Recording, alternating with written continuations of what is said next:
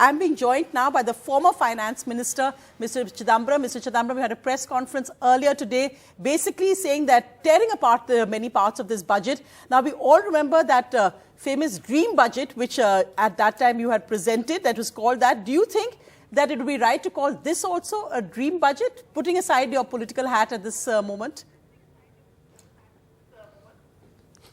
I can't put aside my political hat or my economic hat or my any hat. You could put aside your political hat, put your hat when answering a question.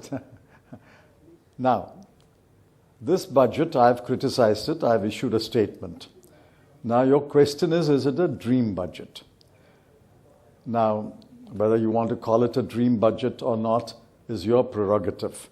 But I just want to point out that in that long 90-minute speech, the finance minister did not think it necessary to utter even once, the word unemployment, poverty, inequality.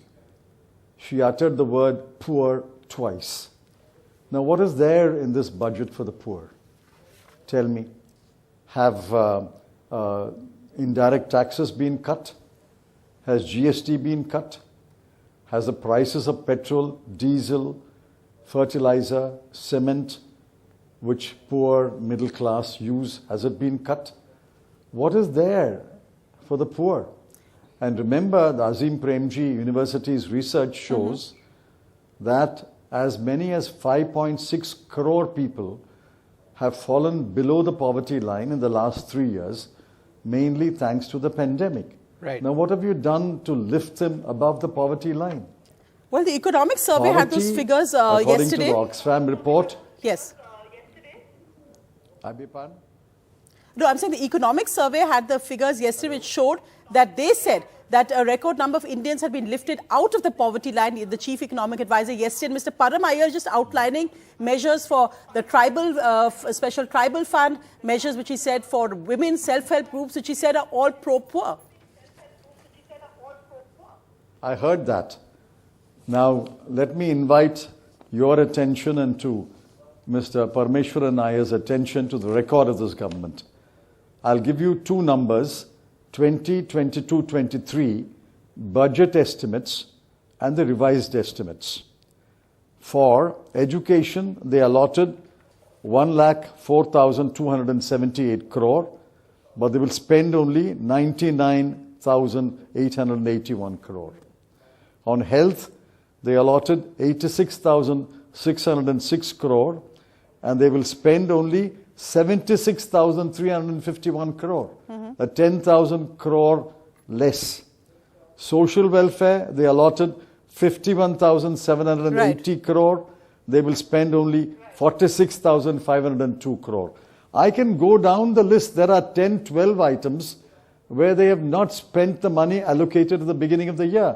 Now, why should I believe Mr. Parameshwaran Iyer that the allocation made for next year will be spent? But Mr. Chidambaram, just on this question of employment, you said the finance minister didn't directly talk about unemployment in the budget. But when the government announces such a huge capital expenditure, increases it by 33%, the idea, I guess, would be that you pump that money into infrastructure, etc., and that in turn is what will generate investment, will generate jobs. Doesn't that give you some hope that at least they're going in the right direction? That's correct. But look at the execution. In the current year, for capital expenditure, they allocated 7,50,246 crore, but they will end the year only spending 7,28,274 crore. Their execution is poor. No, but Mr. So you suddenly bump up this allocation from 7.5 lakh crore to 10 lakh crore, an increase of almost 33%, which I welcome. But do they have the capacity to spend 10 lakh crore? Sure, but going by this year's experience, I doubt whether they have the capacity to execute a 10 lakh crore capital expenditure head. All right, but Mr. Chidambaram, in a sense, Param Iyer responded to a couple of those points or he spoke about those points. He said, number one, over the last 4 to 5 years, if you look at the delivery of social services, they're unprecedented. The number of toilets which have actually been made, 11 crore taps for water, bank accounts which have been opened. And yes, he did point out to capex and the increase over there which would result in more jobs. So he says that it's not correct to say that social infrastructure or infrastructure which would bring people out of poverty was absent. He says, look, we've got a record of it, and he had his statistics. Just as you do. I'm not disputing that every government will add to the social infrastructure. Who started the toilet program? Our government started. And this government will add to that. And the next government will add to that. Nobody is disputing that. But the truth does not lie in the dry numbers.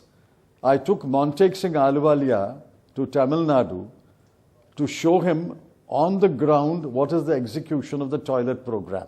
I'm willing to take Mr. Parameshwaran Iyer also. Half the toilets are not used. You come with me, I'll take you to parts of Tamil Nadu, parts of any other state. Half the toilets are not used.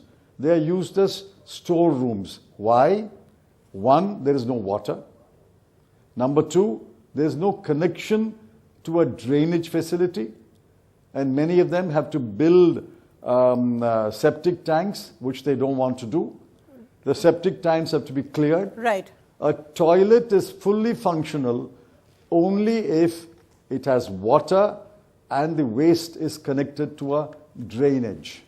No, you come with me. I'm willing to take you and Mr. Parameshwaran Iyer also. Well, I think Mr. Parameshwaran Iyer, who, if you all remember this famously, is the fault of was this government. The man who actually cleaned to toilets when he was heading. He actually went and cleaned toilets as part of the Swachh Bharat mission. So I think it would be very good if Mr. Iyer and you, we'd love to accompany you on that trip. But thank you, Mr. Chidambaram, very much for joining us with your views on Nirmala Sitharaman's 5th budget.